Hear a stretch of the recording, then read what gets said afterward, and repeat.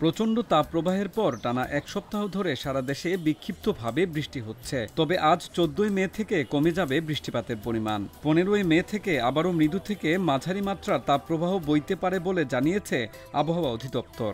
20 মের পর বঙ্গোপসাগরে একটি লঘুচাপ সৃষ্টি হতে পারে বলেও আভাস দিয়েছে অধিদপ্তর।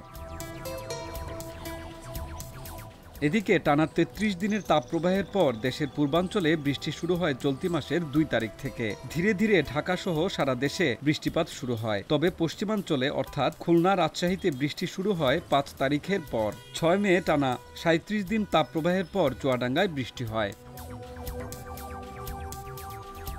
আবহাওয়া অধিদপ্তরের আবহাওয়াবিদ হাফিজুর রহমান আজকের পত্রিকাকে বলেন, এপ্রিল মাসে দীর্ঘ সময় তাপপ্রবাহ ছিল। এই সময়ে যশোরে সর্বোচ্চ তাপমাত্রা 43.8 ডিগ্রি সেলসিয়াস উঠেছিল, যেটি গত 35 বছরের মধ্যে সর্বোচ্চ।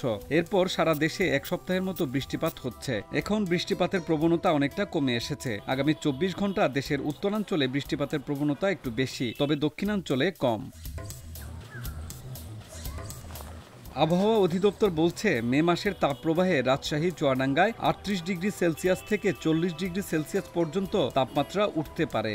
ঢাকায় তাপমাত্রা থাকবে 36 থেকে 38 ডিগ্রি সেলসিয়াস। হাফিজুর রহমান বলেন, বৃষ্টিপাত কমে আসা মানেই গরম বাড়বে। এখন তাপপ্রবাহ নেই, তবে সামনে আশঙ্কা করা হচ্ছে আবার তাপপ্রবাহ আসবে। মের 15 তারিখের পর মৃদু থেকে মাঝারি তাপমাত্রার বিক্ষিপ্তভাবে আসতে পারে। তবে এই তাপপ্রবাহ দীর্ঘায়িত হবে না, আবার তীব্র বা অতি তীব্রও হবে না। এর ব্যাপ্তি সারা দেশে বিস্তার লাভ করবে না। দেশের পশ্চিম এবং মধ্যাঞ্চলে বিস্তার লাভ করতে পারে। এটা 4 থেকে 5 দিন থাকতে পারে। আবহাওয়া অধিদপ্তরের মে মাসের পূর্বাভাস বলছে, মাসের শেষ দিকে সাগরে একটি বা দুটি লঘুচাপ সৃষ্টি হতে পারে। সেখান থেকে নিম্নচাপ বা ঘূর্ণিঝড়ের অবস্থাও তৈরি হতে পারে। দেশের কোথাও কোথাও 1 থেকে 3টি মৃদু বা মাঝারি এবং 1 থেকে 2টি তীব্র তাপপ্রবাহ বয়ে যেতে পারে। এ মাসে দিনের তাপমাত্রা স্বাভাবিকের চেয়ে বেশি থাকবে, তবে তা এপ্রিলের মতো অবস্থায় পৌঁছাবে না।